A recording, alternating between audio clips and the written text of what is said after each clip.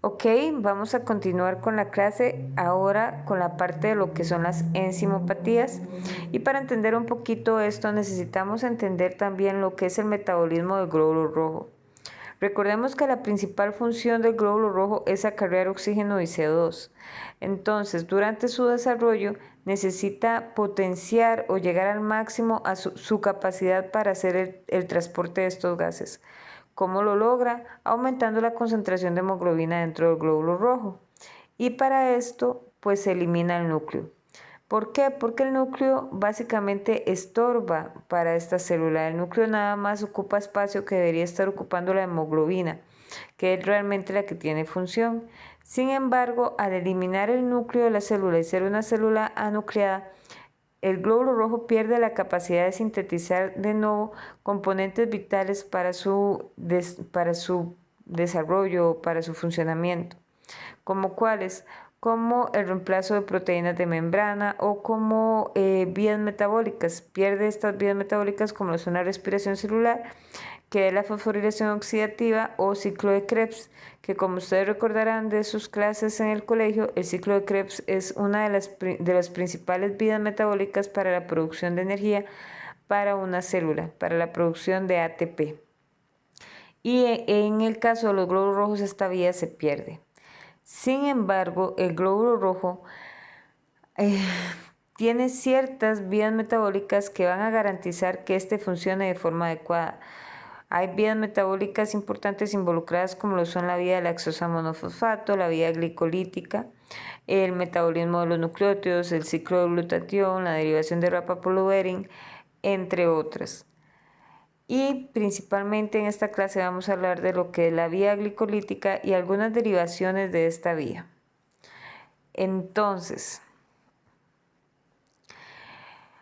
como les mencioné anteriormente en la parte de membranopatías, recordarán que les mencioné que el oxígeno no requiere energía para ser transportado a través del glóbulo rojo, que es un transporte bastante pasivo. Sin embargo, el glóbulo rojo tiene pues ciertas características y ciertas necesidades que sí requieren energía y por lo tanto requiere energía para poder sobrevivir los 120 días que él normalmente pues vive, que sería su vida media. La principal fuente de energía de los glóbulos rojos es la glucosa.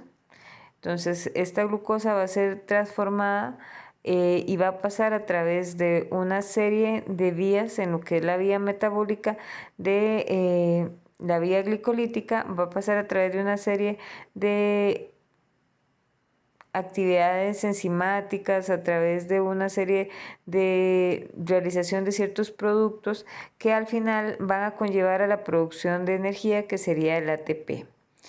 Entonces, esta vía, además de tener la vía principal, que sería como la vía de la producción del ATP, puede tener ciertas derivaciones como lo es el ciclo de glutatión o la derivación de rapapoluvering, que ya casi vamos a ver un poquito más a fondo. Pero vamos a empezar con la vía glicolítica. La vía glicolítica básicamente vamos a tener una glucosa que va a pasar a glucosa 6-fosfato, luego fructosa 6-fosfato, luego a través de la actividad de ciertas enzimas va a transformarse a 1.3 bifosfoglicerato y posteriormente a fosfonolpiruvato. A nivel de fosfonolpiruvato, a través de la piruvato quinasa, pues va a donar un fosfato del ADP y se lo va a donar al ADP para formar ATP, y a través de la lactato deshidrogenasa, que va a quitar, ¿verdad?, un hidrógeno al NADH y va a pasarlo a NAD+, va a formar lo que es el lactato. Entonces aquí tenemos un punto muy importante que está dado por esta piruvato quinasa, que va a quitarle, por decirlo así, al fosfonol piruvato un grupo fosfato y se lo va a entregar al ADP para formar ATP, que sería pues una de las fuentes de producción de energía para este glóbulo rojo. Posteriormente tenemos las derivaciones, como les comentaba. La primera derivación importante se da a nivel de la glucosa 6-fosfato, que va a llamarse el ciclo de glutatión. Aquí pues haré un paréntesis para explicar qué es el glutatión. El glutatión específicamente el glutatión reducido, es un escudo para evitar el daño oxidativo en los glóbulos rojos. Ustedes recordarán que muchas personas hablan de agentes oxidantes y agentes antioxidantes y que los agentes oxidantes son malos y que dañan el organismo, entonces por eso hay que tomar muchos antioxidantes para evitar envejecer, etc. Bueno, esto es porque los productos oxidantes son muy dañinos para todas las células del cuerpo y los glóbulos rojos no son la excepción. Entonces, ¿cómo se protegen los glóbulos rojos de estos agentes oxidantes? Muy fácil, a través de este escudo que se llama glutatión reducido. El glutatión reducido es como un soldado, como un escudo que va a irse a presentar ante un agente oxidante para que ese agente oxidante oxide al glutatión y no oxide alguna otra proteína que sea importante para el glóbulo rojo. O sea, él recibe, por decirlo así, el daño para que ninguna otra proteína importante del glóbulo rojo lo reciba. Si no hay glutatión reducido, que es ese escudo, pues se van a empezar a oxidar ciertas proteínas o ciertas estructuras del glóbulo rojo que van a causar la desnaturalización de las mismas y también van a provocar que el glóbulo rojo pues tenga una vida media más corta porque se va a estar oxidando y se va a estar dañando. Bueno, ¿qué pasa en esta vía? Básicamente vamos a tener una glucosa 6-fosfato que va a pasar a través de una glucosa 6-fosfato deshidrogenasa. La enzima se llama glucosa 6-fosfato deshidrogenasa. Va a transformar esta glucosa 6-fosfato a 6-fosfoglicerato. ¿Qué está haciendo esta glucosa 6-fosfato deshidrogenasa? Bueno, como su nombre lo dice, va a deshidrogenar. Básicamente le va a quitar un hidrógeno a la glucosa 6-fosfato y se lo va a donar al NADP+, ¿verdad? Entonces esta glucosa 6-fosfato pierde un hidrógeno que le quita la glucosa 6-fosfato deshidrogenasa y se lo dona al NADP para formar NADPH. Y esta glucosa 6-fosfato pasa a 6-fosfoglicerato, como ya les mencioné. Posteriormente, este hidrógeno es donado del NADP al glutatión oxidado para formar glutatión reducido. Este glutatión reducido va a ser un escudo que se va a ir a proteger al glóbulo rojo de los daños oxidativos, se va a oxidar y va a volver acá y va a volver otra vez a través de esta vía a ser reducido, otra vez va a servir como escudo y otra vez se va a oxidar y así sucesivamente. Entonces es un escudo que se puede regenerar. Luego tenemos la otra derivación que sería la derivación de Rapaport-Lovering. Esta es muy importante porque básicamente lo que hace es convertir el 2,3 bifosfoglicerato, el 1,3 bifosfoglicerato a 2,3 bifosfoglicerato. ¿Por qué es importante esta derivación? Bueno, porque este producto 2,3 bifosfoglicerato es importante para regular el transporte de oxígeno del glóbulo rojo. Esta sustancia normalmente es más afín a la hemoglobina cuando la hemoglobina está desoxigenada y lo que hace básicamente es ayudar a que se libere el oxígeno que está pegado a la hemoglobina cuando estamos en zonas donde hay hipoxia o baja concentración de oxígeno, como son los tejidos. Posteriormente, en lugares donde hay alta concentración de oxígeno, como son los pulmones, esta sustancia pues deja de ser afín a la hemoglobina, se suelta y permite que se una oxígeno y así sucesivamente. O sea, el 2,3 bifosfoglicerato es trascendental para que se dé la liberación de oxígeno a nivel de los tejidos y la absorción de oxígeno a nivel de los pulmones. O sea, no afecta la absorción de oxígeno a nivel de los pulmones. Ahora sí, esas son las 3 vías como principales que necesito que ustedes sepan. Vamos a hablar o a repasar principalmente lo que es la vía del glutatión y el daño en la piruvato-quinasa que vamos a ver más adelante. Entonces iniciamos con el ciclo de glutatión. El ciclo de glutatión, pues lo que les dije, el glutatión reducido es un agente intracelular que protege al glóbulo rojo del daño oxidativo por agentes endógenos y exógenos, como los producidos por macrófagos en una infección o por drogas oxidantes, principalmente los agentes oxidativos de los cuales este ciclo protege van a ser del superóxido y del peróxido de hidrógeno. Y a manera de repaso, de nuevo les vuelvo a decir que tenemos una glucosa que pasa a glucosa 6-fosfato, que gracias a una enzima, que es la enzima más importante en este punto, que es la glucosa 6-fosfato deshidrogenasa, convierte este glucosa 6-fosfato en 6-fosfoglicerato. Entonces, esta glucosa 6-fosfato a 6-fosfoglicerato, y esto lo realiza gracias a que a la glucosa 6-fosfato se le quita un hidrógeno y este hidrógeno es donado al NADP para formar NADPH. Esto lo hace esta enzima, la glucosa 6-fosfato deshidrogenasa. Posteriormente, este NADPH dona un hidrógeno a glutatión oxidado para formar glutatión reducido, el cual se debe oxidar por algún agente oxidante que haya en el glóbulo rojo, y de nuevo va a volver a ser reducido y así sucesivamente.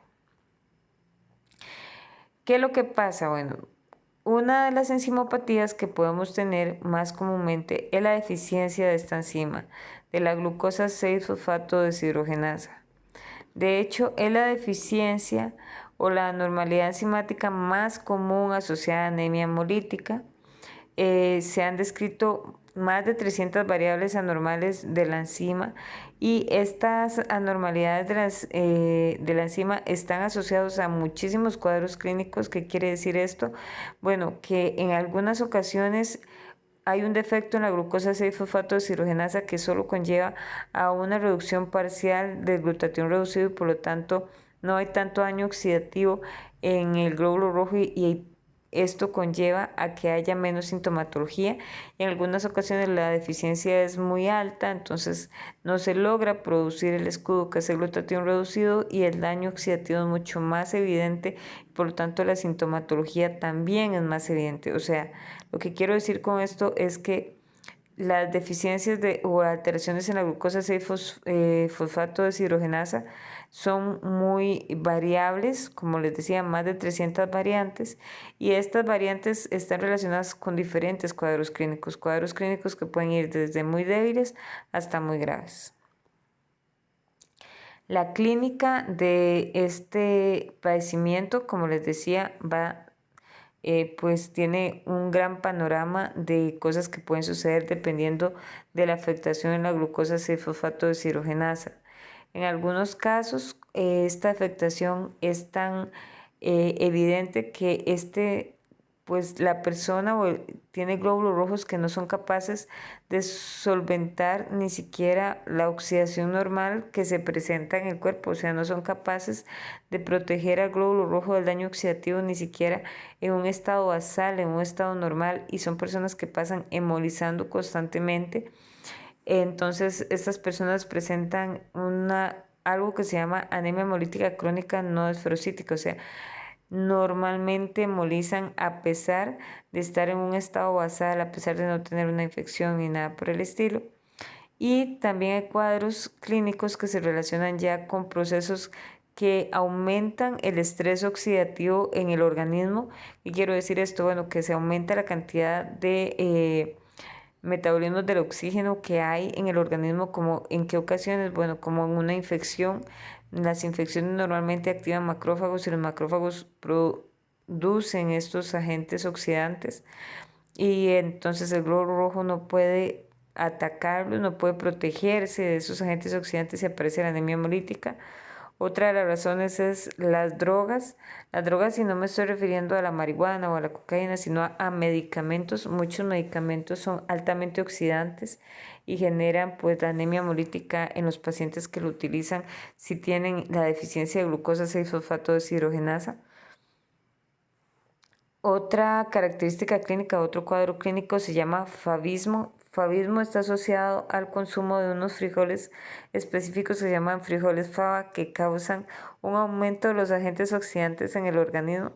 Es como bastante común encontrar o yo he escuchado varias historias aquí en Costa Rica de personas que se fueron al extranjero, porque son frijoles que no existen aquí en Costa Rica, que se fueron al extranjero, compraron unos frijoles fava, se los trajeron, le dijeron a todos: miren, estos son los famosos frijoles fava.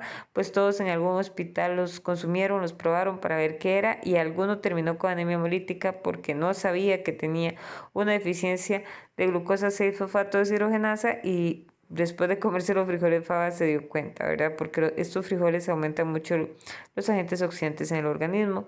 Y también tenemos como cuadro clínico lo que es la ictericia neonatal. Ustedes recordarán que los glóbulos rojos, bueno, o que más bien los niños recién nacidos tienen un hígado inmaduro que es incapaz de procesar todos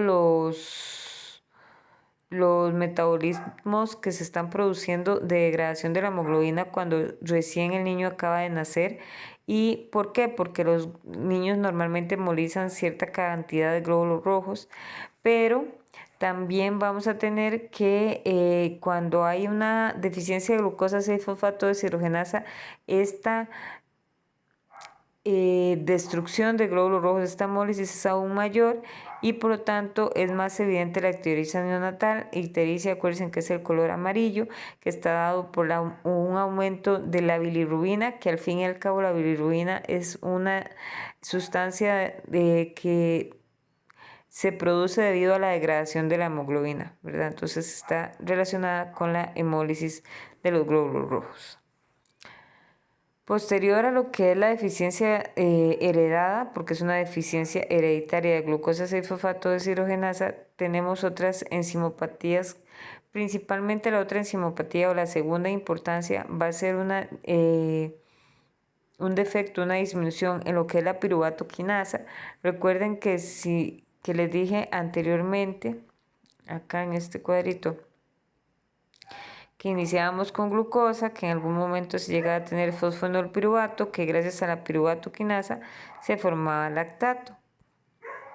Entonces vamos a tener esta situación donde tenemos el fosfonolpiruvato, va a actuar la piruvato quinasa. Esta piruvato quinasa lo que hace es entregar un fosfato del ADP, le dona un fosfato al ADP y forma ATP, y junto con la lactato deshidrogenasa al final va a formar lactato. Pero aquí el punto importante es que se va a formar ATP, y recuerden que el ATP es la fuente de energía para las células y por lo tanto si hay un daño en la piruvato quinasa no vamos a poder formar ATP, y si no se forma ATP el glóbulo rojo no tiene energía y va a tener una vida media más corta. En cuanto a los hallazgos de laboratorio de las enzimopatías, básicamente pues podemos hacer tinciones con azul cresil brillante o tinciones de Wright. En el caso de las tinciones con azul cresil, vamos a tener que lo que vamos a observar son reticulocitos altos y algo que se llama cuerpos de Heinz.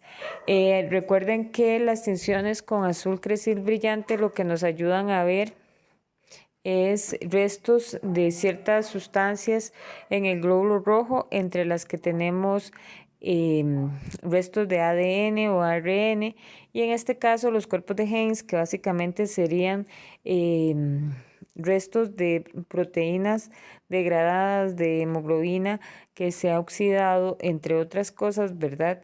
Y se deposita, estas sustancias degradadas se depositan en la membrana del glóbulo rojo y van a formar ciertas inclusiones que con azul cresil brillante se van a ver como puntos de diferentes colores, de diferentes tamaños de color azul, como se ven acá, que se les llaman como pelotas de golf, ¿verdad? Porque tienen estos puntos que como ven, ¿verdad? No son todos del mismo tamaño y son distintos a los que se observan en un reticulocito. Los reticulocitos tienen puntos son mucho más finos que los que se observan cuando se ven cuerpos de Heinz. Con tinción de Wright también normalmente lo que vamos a ver es un glóbulo rojo normocítico normocrómico, o sea, una anemia normocítica normocrómica, que si es muy severa lo que vamos a encontrar es un aumento de macrocitos con basofilia difusa. Recordemos que los macrocitos con basofilia difusa son reticulocitos, y cuando hay una anemia hemolítica de este tipo va a haber un aumento de reticulocitos porque es una anemia regenerativa. Y puede ser que veamos esferocitos y queratinocitos, no es específico esta enfermedad, pero en algunos casos los vemos, principalmente los esferocitos, porque los macrófagos van a estar picoteando el glóbulo rojo para quitarle estos cuerpos de Heinz. Entonces puede ser que se formen los esferocitos. Y eso sería todo ya por esta clase. Espero que tengan buena noche y que toda su familia esté bien.